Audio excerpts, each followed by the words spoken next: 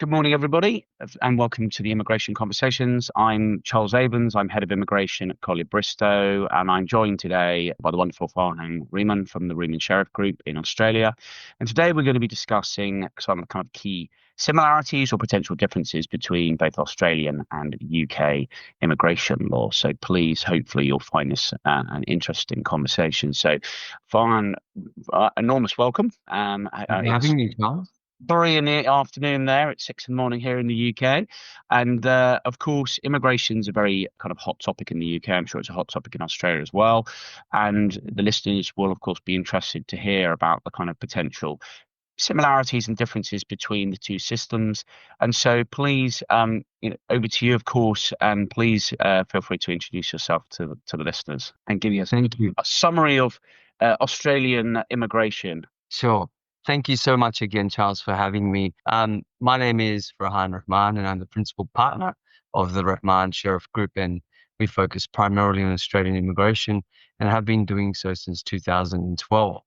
So, I thought I'd just maybe start off with what the Australian immigration program looks like at the moment and what our firm focuses in. And I think from there we could compare some of the similarities and I guess differences with the state of the world right now. So many changes, so much uncertainty. A lot of policies are changing very, very quickly. In Australia at the moment, the Prime Minister Albanese announced the Productivity Summit. And I think following that, we'll see a lot of changes in the immigration space. Hopefully to see more entrepreneurs and innovators and to come to Australia. And when I did meet you in the UAE, we did discuss some of the, I guess, drawbacks as the 188 visa, which is the investor visa, was closed down some time ago in Australia. So as it stands, Australia doesn't really have a visa where someone can invest money or open up a business and thereby come to Australia and obtain residency. So I'm quite hopeful with the Productivity Summit, we might see some changes in that space. As it stands, there is the National Innovation Visa that's really for a select few individuals that are of a certain caliber. We're talking about Nobel Peace Prize level, and it's only a select few people around the world. Although it's a very good program, I'm hopeful that there might be some changes moving forward to that program where it opens up to entrepreneurs and innovators, around the globe, so they can seek entry to Australia. In the UK at the moment, what is the equivalent to a 188 investor visa? Is there anything like that in the UK at the moment? Well, we used to have an investor visa, but unfortunately in No. February 2022, the investor visa was removed. There is noises about potentially there may be an investor visa, a new investor visa, but it would be specifically targeted, of course, for tech and energy. There isn't any much flesh on the bones at the moment. There's only just whisperings of it. And of course, in the immigration community here, we'd be delighted to have an investor visa back. But of course, it's quite a contentious topic, having one. Ultimately, I still think it's in the stages of being discussed. Interesting when you're talking about Nobel Prize winners, of course, the UK has what we call the Global Talent Visa, and that is very much for people with exceptional talent. So it's similar to what you were discussing. The Global Talent Visa is for those who are at the absolute top of their game, exceptional talent from around the world or exceptional promise from around the world in some very, very specific areas. So things like engineering, medicine, science, the arts, film and television. So very specific areas. But of course, the Global Talent Visa is a good visa because ultimately, if you are able to achieve endorsement for the Global Talent Visa, you can achieve permanent residence inside the United Kingdom within 3 years. So it's quite a fast track route to permanent residence. I might just add as I continue, it's very interesting because the National Innovation Visa, which is the 85A subclass, was previously the Global Talent Visa. I guess in a number of countries where the investor visa stream equivalent has been pulled and no longer exists, what the reason for that is. Do you think there's an explanation for it, Charles? I think the investor visa inside the UK was very controversial because, unfortunately, when it was first brought out, the whole idea was actually, of course, to attract investment into the UK, and it had a lot of people taking it up. Unfortunately, when it first came out in around 2008, originally the government didn't put much store in where the source of funds were coming from. So on occasion, unfortunately, a more difficult crowd of people who may have come from countries where there was a query over where the source of funds was coming from. I think the other problem came was that there were kind of entities that used it, and unfortunately, you found a situation where they invested the money into things which were not in line with the program. And I think sometimes that got out of hand. So the government shut the door in February 2022. And I think if a new investor visa is to be released, affecting the UK, is going to have much tighter controls, much tighter control of who can use it. Of course, source of funds, what the money can be invested into, and of course, what is the benefit for the country? Because at the end of the day, I think a lot of people thought that you put your £2 million and you invested into share capital or loan capital and active trading UK companies. But at the end of the 5 years you've been on that visa, you could take that money out. And what's the benefit to the country? So I think that was a big cause of issue for the government here. So I think if they do it, there's going to have to be a back to the drawing board and a whole kind of new focus on how it would work. I mean, it's interesting. The experience might be similar but different in the sense the compliance was very high in Australia for the 188 visa program. I think what we saw here was a push through media during a political storm, and some ideas were thrown out, and then it got pushed out overall. But what I noticed was that across the globe, similar issues were seeing where they were pulling out the investor visa. I think Canada had a similar experience, as you said, the UK, and so did Australia. Although I know New Zealand recently has introduced an investor stream where a lot of our clients have shown interest. I can't quite understand why, because from an Australian perspective, in the way that it was set up, there was a great benefit to Australia.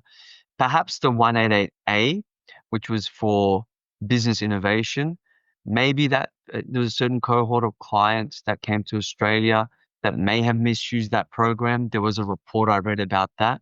But I think they probably should have looked at that in isolation as opposed to completely removing the program. But we'll see how we go with that, Charles. I think at some point we may see a reintroduction. Interesting. You say about that a visa in relation to innovation. I mean, the UK has a visa called the Innovator Visa. Is it very similar? So is the Australian Innovation Visa similar to the UK Innovator Visa for entrepreneurs who are setting up an innovative business inside the UK? Is that the same with the Australian system? Yes, well, I think maybe you mentioned the global talent. We don't have a particular innovator program. Right. The National Innovation Visa, although it has the word innovation, it's Yeah. very, very specific and only for a few people. So the innovation kind of is a bit misleading in that way because it's again only focused on a select few. Where, as you know, entrepreneurs, business owners, they have a lot of grit and experience, and they're not necessarily going to fit the high level athletes in Nobel Peace Prize.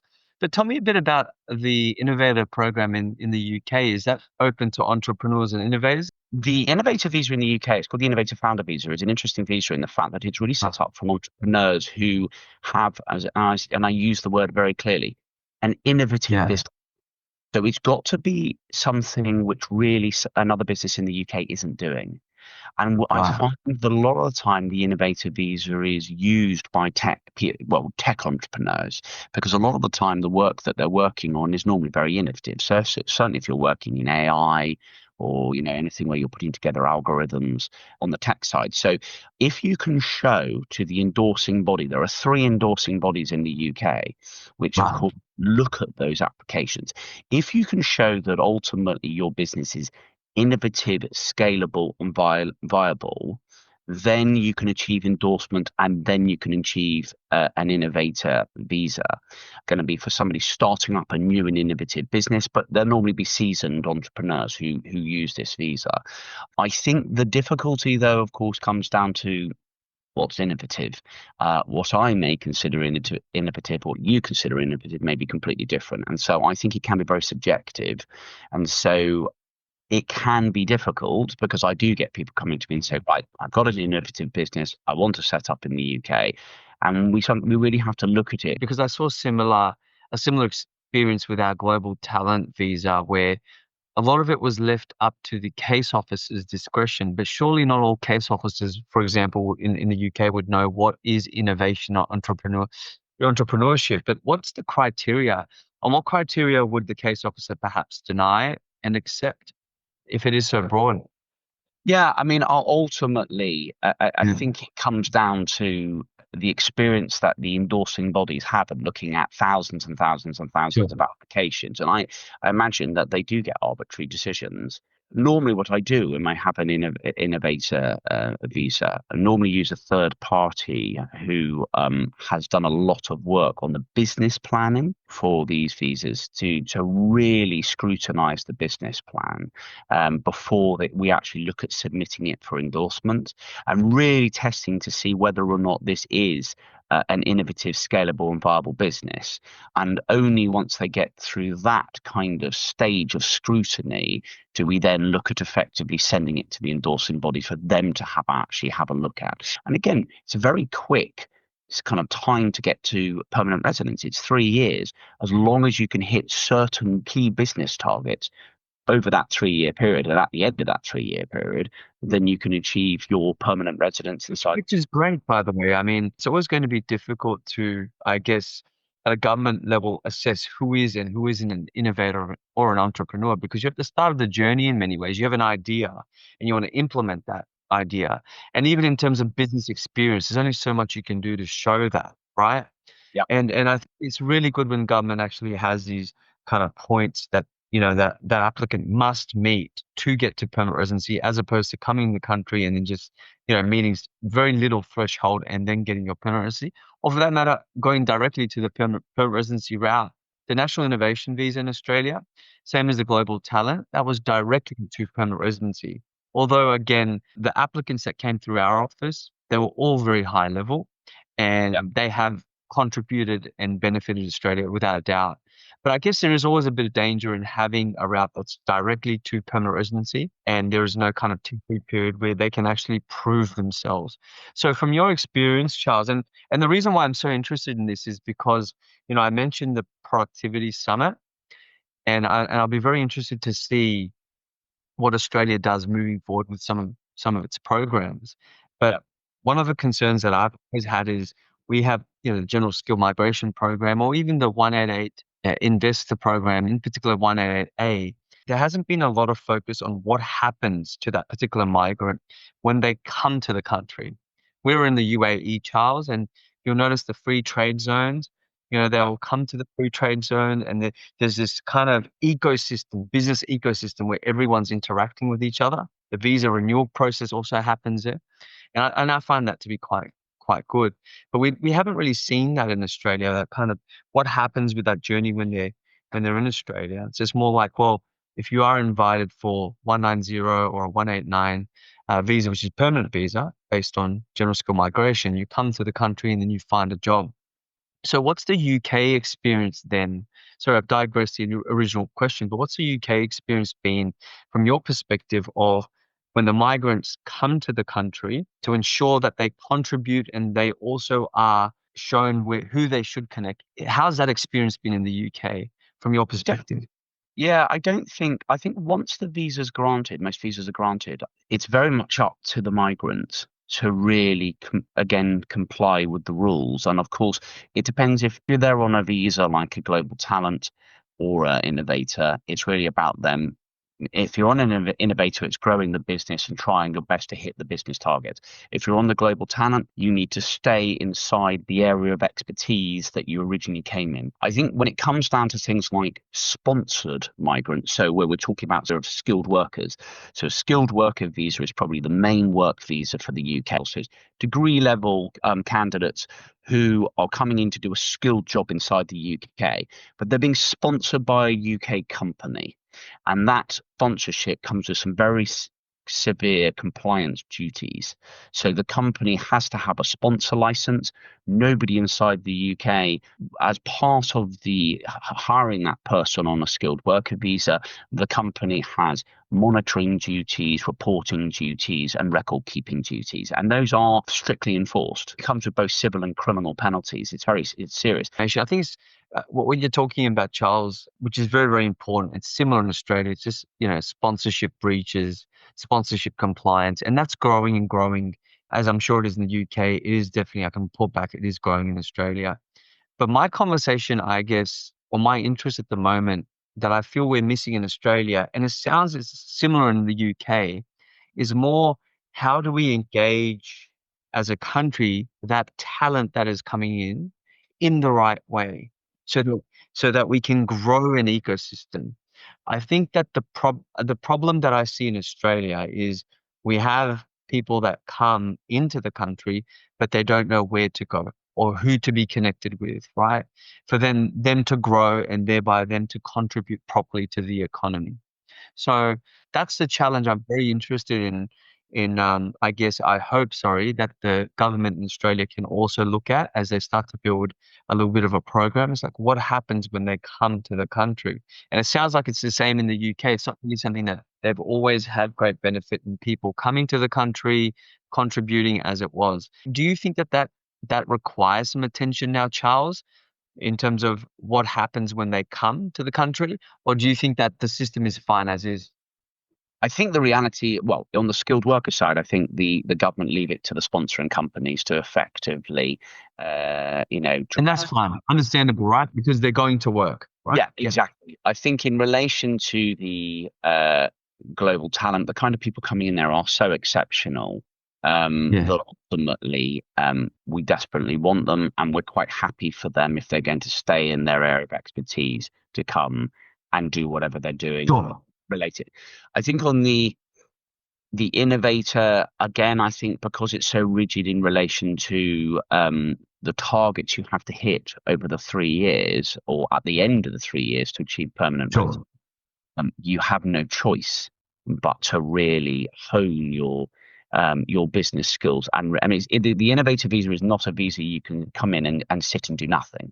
You have to come and you have to, get on with your business and do it. Now, when they come here, is there any government program where ultimately they can be introduced to other entrepreneurs and have this kind of Yes. ecosystem?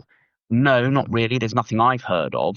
Of course, Yes. there are business communities and groups that you can join, but that's certainly not something that's organised under the program.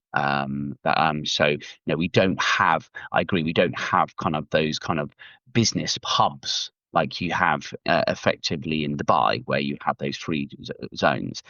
We don't have that. But one thing I do know is that ultimately, in relation to compliance and to scrutiny, the UK is getting tougher and tougher and tougher, and I can only see that that's the way it's heading. So it'll be interesting to see, especially later this year when the government white paper is comes into force, as to exactly what happens with the level of scrutiny for people coming in on business visas and skilled worker visas. And I'm sure it's the same. I mean, it must be the same with Australia again. I mean, you're looking for the best. You want the best. You want the brightest. You Yes. just want the system to be abused. And I think with all systems there is abuse, unfortunately. Yes. And Yes. governments have got to find a way to kind of shut that down, and make sure that. Absolutely. Bro. I mean, compliance must be there. You're right, and the UK, it sounds like, is going down that path, and Australia definitely is with the increasing of compliance. There is absolutely no doubt about it. I think that the differences that I see here, however, it sounds like there is some good programs there for coming to the UK if you are an entrepreneur or an innovator. Whereas in Australia right now, we don't seem to have a program for that. And I think that we're missing a huge talent, a lot of talent. I'm not sure, I'm not so sure of what the UK's situation is in terms of skills gaps. Yes, there's more than enough people to work. However, we don't really have the skills to develop in the industry in areas that we need to. I'm very interested to see, us in Australia bringing in the right talent as opposed to just going down the traditional route of general skill migration, filling a gap, and your student visas, and then your parent and family category visas. I think we do need to really think about the type of talent that is coming to the country. Charles, is that the same experience in the UK in terms of skills shortages? Are there skills shortages? This term, by the way, gets thrown around a lot, and a lot Yeah, of people are very annoyed. Like there is no skills shortage, but there yeah. absolutely is. It's It, not about having enough people; it's about whether or not you have the right skills. But go on, Charles. Yeah. it's really difficult because you see the skilled worker visa, there's a whole list of all the different jobs, which are on what we call Wow. there are codes for every single job. And what do you find? A lot of jobs in hospitality and retail where we desperately need people to work in hospitality and retail. They're not covered by those. They're not covered by those codes. And so a lot of industry, especially like I said, that the retail industry, the hospitality, the leisure industry, it's very difficult to get staff. Very, very hard. A So you lot. can't sponsor someone. Sorry to interrupt, but you can't sponsor someone, as a retail manager or as a restaurant manager. You can. Is that available?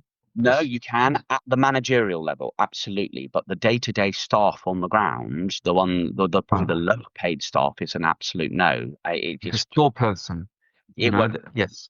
Correct. It won't Yes. work. So it's only at managerial levels. And then you have to look at the base level salary. So the base level salary for the absolute lowest minimum salary for a skilled worker visa in the UK is £38,700.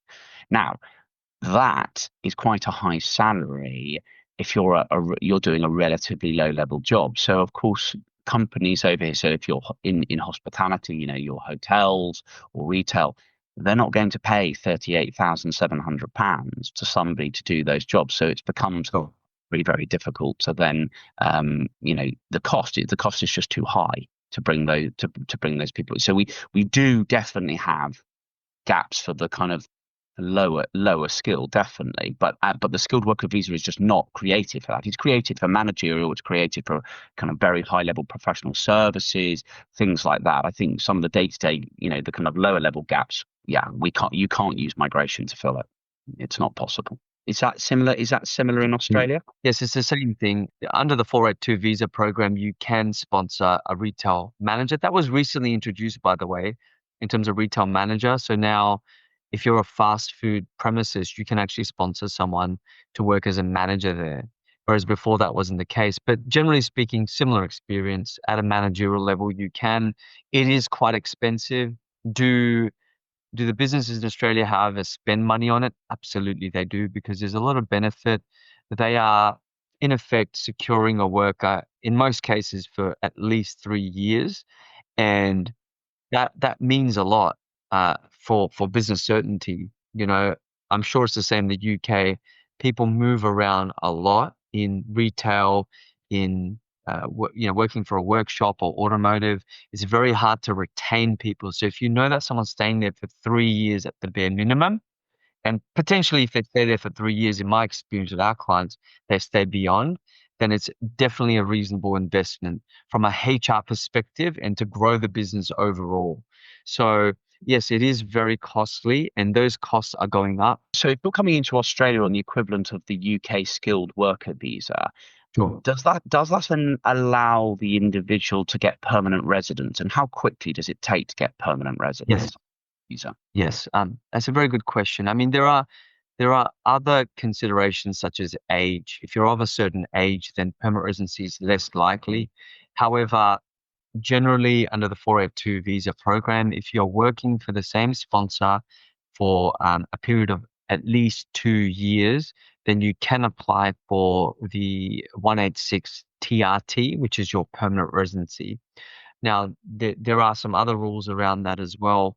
And there are also some other avenues that someone sponsored can consider.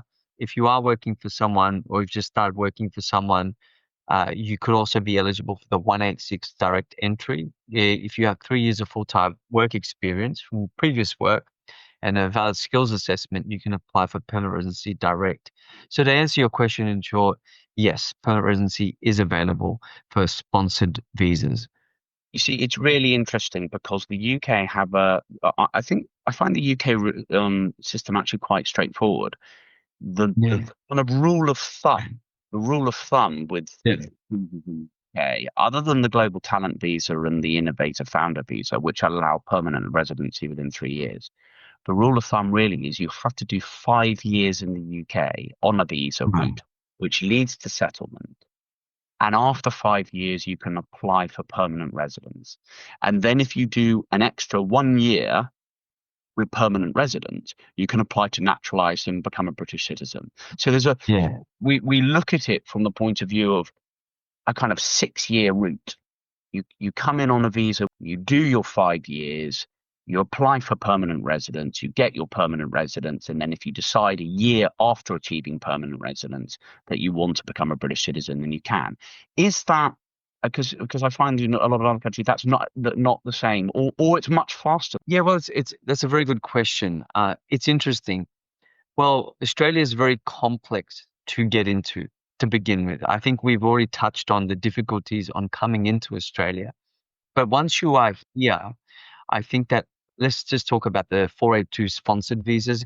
If you are here, the route is to, you remain on that visa for 2 years and you obtain your permanent residency. However, you cannot, if you have a skills assessment, 3 years of full-time work experience, you can get your permanent residency through direct entry.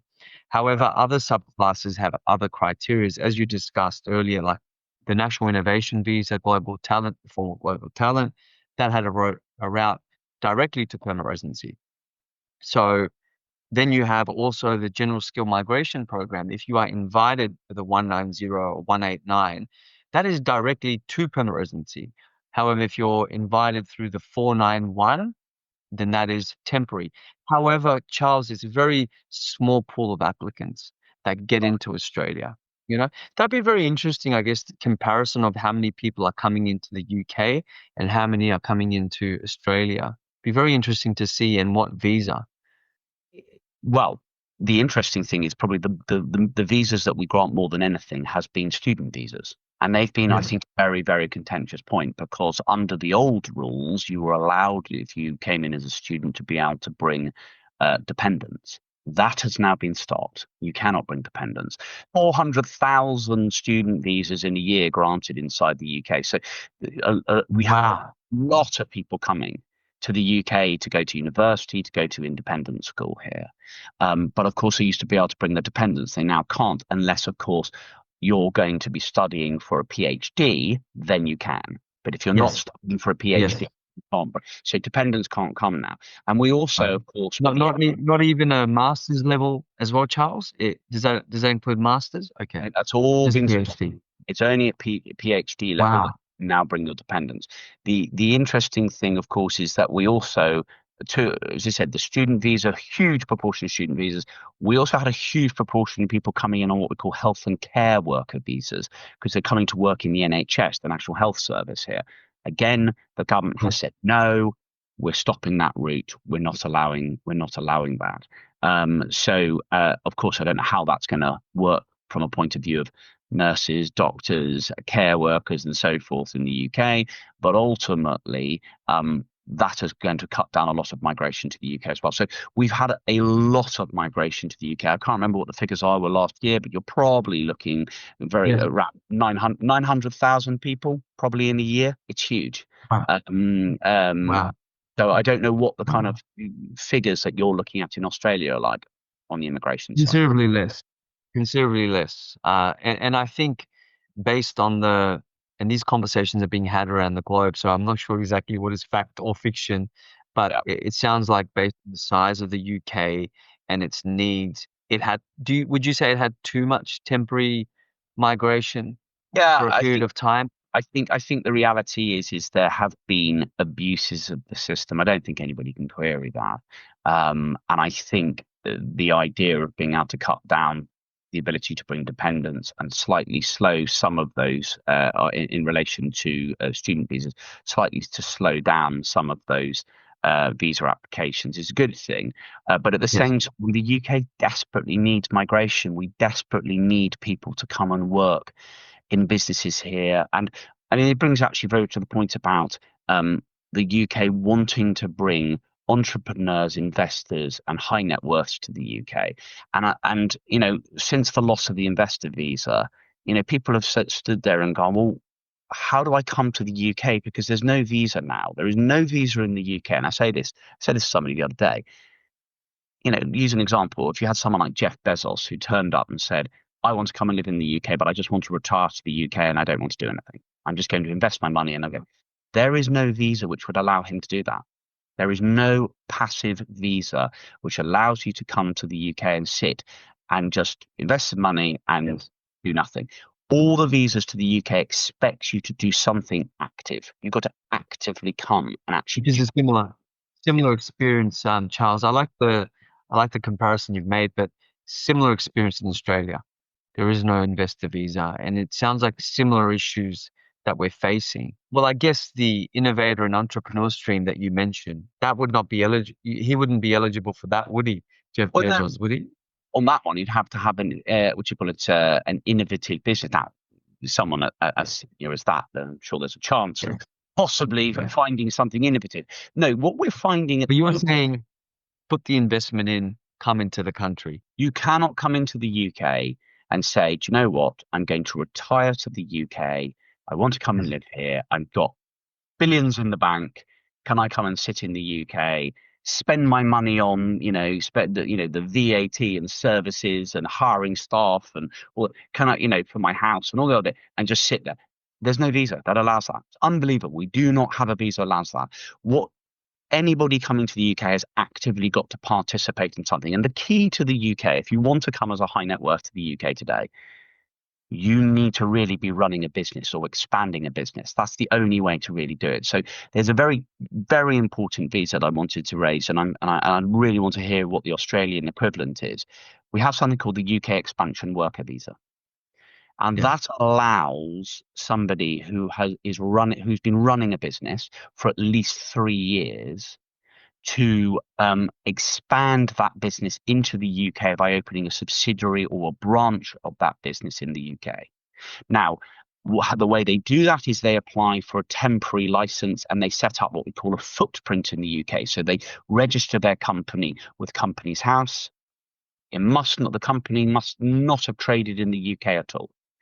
And then by putting together a detailed business plan explaining why commercially they want, why they want to expand into the UK, they can apply for a temporary sponsor license. And if that license is granted, they can then come across on the expansion worker visa to set their UK company and get that company up and running. And once that company ultimately is hit, and it's not really targeted, certain documents that need to be put in place.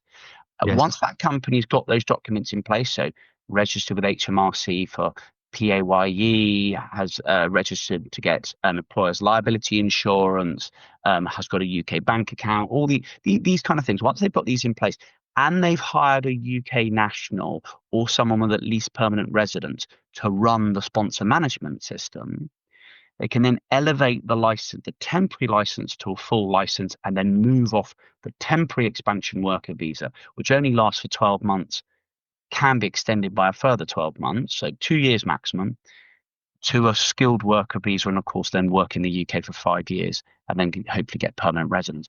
So it's a really good visa. That's a great program. Yeah, it's a great way. So I call it a stepping stone visa. It's a great way for international businesses from around the world or high net worths, because a lot of high net worths I meet, of course, are running successful foreign businesses. Yes. It's a great way of them expanding into the UK and ultimately opening their business here and then being able to stay. So, is there something equivalent like that? If I'm a high net worth British businessman, I'm running a really successful business. I've been running it for 5 years, and I go, Australia's the place for me.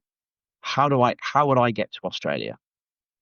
Charles, there isn't a very particular express way in the way that you've mentioned the UK expansion visa. Was it a UK expansion visa? Is that right? Correct. Yeah. Expansion worker visa. Yeah. Yeah. There is a program now to sponsor an overseas worker in Australia. The business must be approved to sponsor first. Yeah. Something known as a standard business sponsorship. You apply, you demonstrate you're lawfully trading, provide financials, etc. and then you're approved usually for 5 years, and you can sponsor as many workers as you would like. There's no particular cap, but you must demonstrate genuineness, right? So that doesn't mean you can sponsor 100 unless you can demonstrate you have the capacity to, right? Yeah. Now, if you are an overseas business that is not registered in Australia, you can apply for something known as the Overseas Standard Business Sponsorship, OBS, right? Abbreviation. However, the route is not as simple. It is utilized in that same mechanism where it allows overseas business to then utilize that same sponsorship route to then expand and thereby bring workers into the country. But it's the criteria is not as clear as the manner in which you've mentioned it. And I think the reason for that is many years ago, in 2016, the self-sponsored policy was removed, where businesses, let's just say, Farhan owned a business, he could, under that business, sponsor himself. Policy was introduced, and that is now accepted in very, very rare occasions where there's a great economic benefit to Australia, right? So as a result, yes, there is a way to expand your business into Australia, but it requires a lot of structuring, and there's a lot that needs to be done in order to ensure that that person can then have a pathway towards permanent residency. It's not as simple as the manner in which the UK expansion visa operates. But there are options. There are options, but it requires a lot more structuring than it would with the UK expansion visa. So if you've got, let's say, and use an example, if you've got a kind of really big mainstream PLC like Yes. McDonald's, they turn around and they Yes. say, we want to be in, we want to be in Australia. And of course it's a multi-billion pound company. How, and let's say they're not in Australia, but they want to effectively go there and be there. How do they go about effectively settling themselves in Australia? Because it doesn't say, it sounds like you said, there is a route, but it's not as easy and as Yeah. straight. I mean, a big company could establish a subsidiary in Australia, and therefore then you utilize that subsidiary to then sponsor overseas workers. But it's not the mechanism is not so much in the way that you've mentioned it, where it's this kind of clear-cut pathway where you're an overseas business and you come in and you establish yourself in this way. And the problem, like, look, there are some companies who have done this through our office Yeah. where they are overseas in the UAE. They then come into the country and they establish themselves. But under that particular visa that is granted, which is again the 482 program, you Right. cannot obtain permanent residency. So there's a roadblock. So that means that then it becomes very difficult for them to plan their future. As you know, a lot of people when they're looking to set up, they're also looking at the future for themselves, because if their future is not certain, then the business is not certain, right? But then there are some other mechanisms and structures that you can put into place to try and secure them permanent residency. But it's quite a difficult route that is not actually set in policy by the department in the way that it is in the UK. The UK is very clear that this is a policy where you can come in and you can do this, and then you can eventually move on to this particular program and get your permanent residency. Yeah. That's not what it is in Australia. Yes, it allows for overseas business to come in and then, intra-corporate do sponsorships, but it does. The problem is it doesn't allow for that permanent residency, and that requires a bit more advice, which we do assist with, by the way, Charles. Okay, that's very interesting. Can I just quickly ask, out of interest, when I mentioned about once you've achieved permanent residence in the UK, you normally have to, unless you've been married to a British citizen for 3 years, then you can go after you've achieved permanent residence, you can go Sure. straight on to apply to become a British citizen. The normal position, though, is once you've achieved permanent residence, you have to hold permanent residence for 12 months, and then you can go to naturalise. Is that the same in Australia? Yes, yes, it is. It is. And you must have been in Australia at least cumulatively for 4 years overall on a visa, right? So, if you've come to the country and you've become a permanent resident, but you haven't met that 4 year period, then you can't just wait for the 12 months. Let's just say on a national innovation visa, if you Yeah. came in, you wouldn't be getting it after 12 months. You'd have to meet that cumulative period of 4 years before you can actually apply for your citizenship.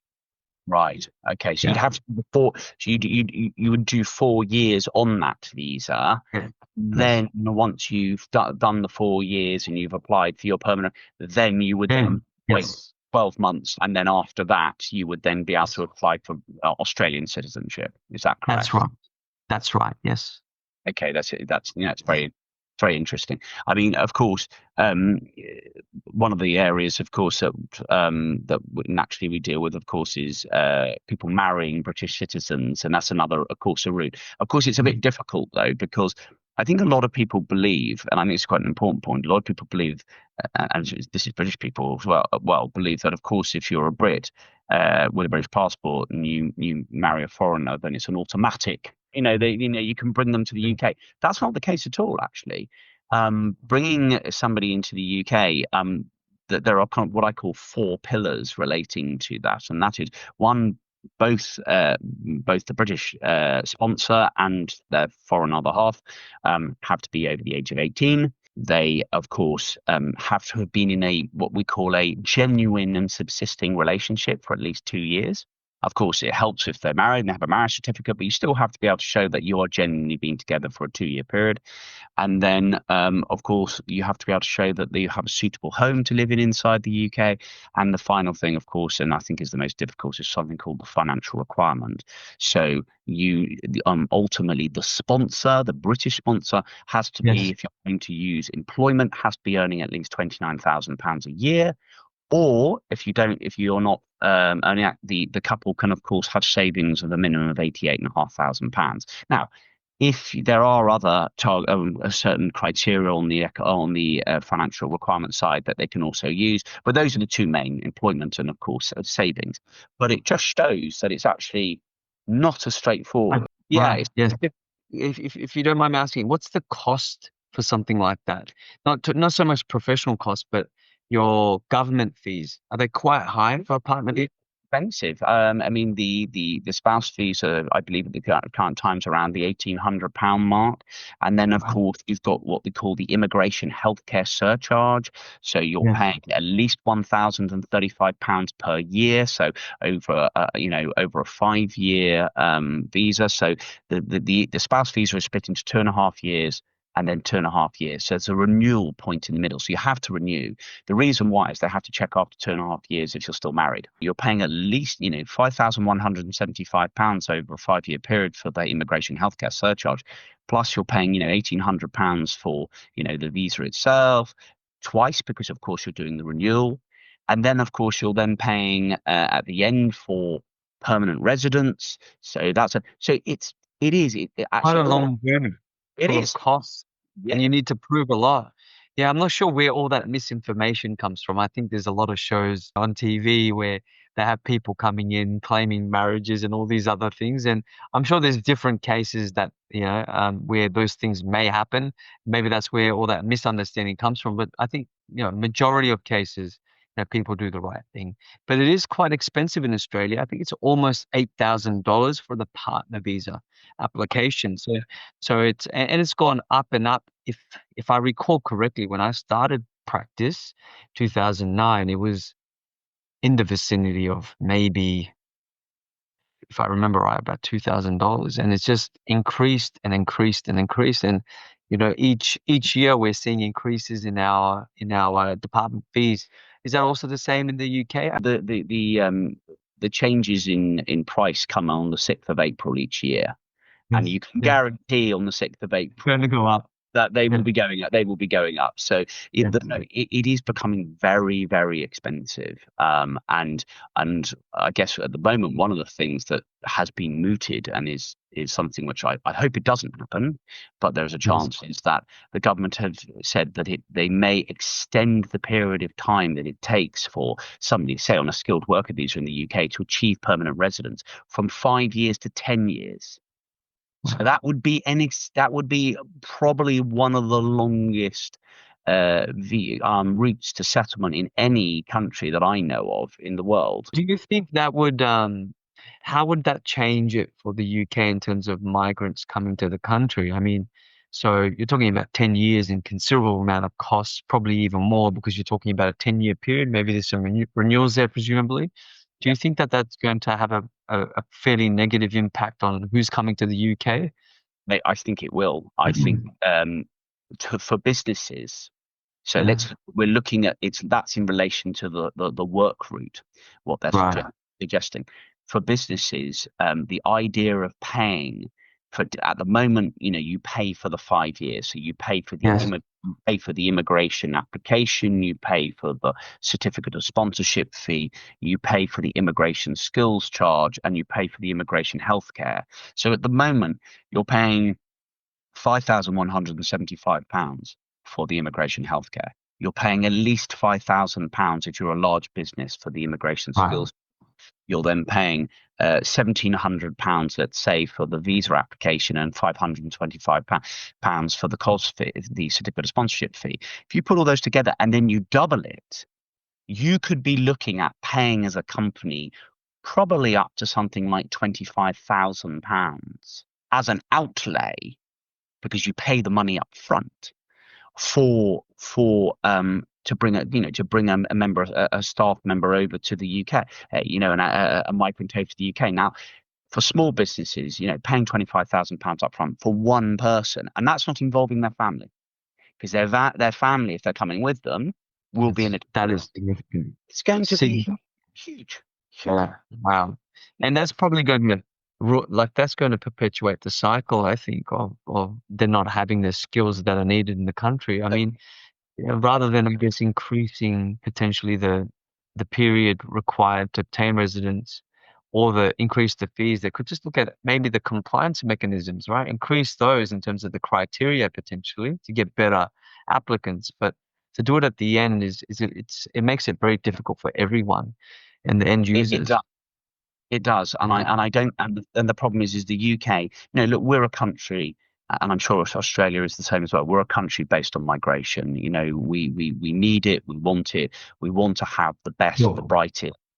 People setting up businesses. We want people, generating money, driving the economy. It's Yeah. critical to us, and I think when the risk is if we bring in these knee-jerk policies, which ultimately people are hoping will reduce migration, it will ultimately damage businesses, and of course that will affect the economy. So I don't think it's not a clever thing to do. I think there are other things that can be done to reduce, especially illegal Yes. migration, and also Yes. to prevent abuse of the current legal migration routes.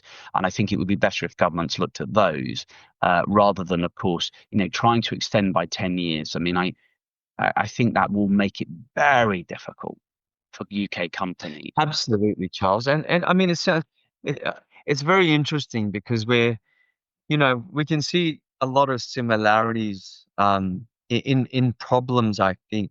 And talent innovation is, I think, what the UK wants to see, and I think what we need in Australia as well. I still do see that it sounds like there is more ways to get into the UK. Australia, I think, is very, very complex and difficult. It still remains quite difficult to come into the country. There's no doubt about that. And I guess, but each of them have still had a similar outcome where they're lacking skills. So I guess we hope both our governments can focus on innovation. Look, I mean, immigration is always going to be a hot topic. It's always going to be a contentious topic, no matter what. Especially in the Western world, that's the way it is. But ultimately, I think people need to look at it and also embrace the incredible benefits it brings. And when we're bringing high net worth families and companies into the UK, the level of tax they pay, the benefit they bring to the UK is incalculable. It's absolutely incalculable, and we desperately need it. We want it, but at the same time, we want to run a system which isn't abused. We want to run a system that ultimately is fair, Yes. and that's it, and that's what we want to. And it's a difficult balance. It's a difficult balancing act. But clearly, there are some interesting similarities. There are also some significant differences, Yes. from what I can see. There seems to be a few, more routes in the UK to come into the UK than there are in Australia. But again, there are again similarities, and quite interesting to hear that the route to permanent residence in Australia can be done in 2 years. You see, Yeah. that's not possible in the UK. I mean, You could be a doctor overseas. And I know we have a lot of British, doctors moving to Australia. They do quite well here. Yeah, And you could be sponsored by a clinic and you could get direct entry. If you have 3 years of full-time work experience, skills assessment, you could get direct entry to permanent residency through a sponsored program. So, yeah, it is similar but it's interesting because I think Australia's then allowed for some places to be easier, some routes to be easier, but overall it's very difficult. And I think the net migration is much lower compared to the UK. Yes, there's a bit of push and pull and different outcomes, but we do hope overall, I think, that innovation and talent is something that both our countries do focus on. absolutely. I think it's worth me just mentioning a couple of things for listeners at the end, especially Australian listeners, of course. The UK has the ancestral visa. Because Australia is part of the Commonwealth, if you have a grandparent who was British, fantastic. That gives you the ability to apply for an ancestral visa, which allows you to come and live and work in the UK for 5 years, and then, of course, apply for permanent residence and then go on to get citizenship. So a lot of people from Commonwealth countries who have got UK ancestry can use that ancestral visa. It's a great route. It's an amazing way to actually come and live and work in the UK. But that's very interesting. I'm glad that you mentioned that. I have so many friends and colleagues, that are working in the UK. So that's very, very good information to know Yeah. for our listeners.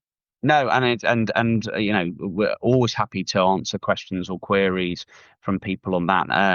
Especially like I said, Commonwealth countries looking at potentially coming and working here, and of course we have the ability, the youth mobility as well. So if you're Australian and you want to come and work for a couple of years here, and you're in the age category Sure. 18 to 30, then ultimately you can come and do 2 years here. And of course, naturally, we meet a lot of Australians and New Yeah. Zealanders and so forth living and working in London, and on their youth mobility. So we have that route as well. Well, look, it's been a really fascinating conversation, and thank you so much for your time today. I think ultimately there are pluses and minuses on both sides, and there's some really interesting some interesting thoughts there on both the UK and the Australian immigration system. So, Farhan, thank you so much for today. And if anybody's got any questions on Australian immigration, please speak to Farhan, and I'm sure he'll be there to answer all your questions. And of course, on the UK side, if anybody's got any questions, then I'm absolutely delighted to answer them. So, Farhan, thank you so much for your time today, and hopefully we'll speak again very soon. Thank you so much for having me, Charles.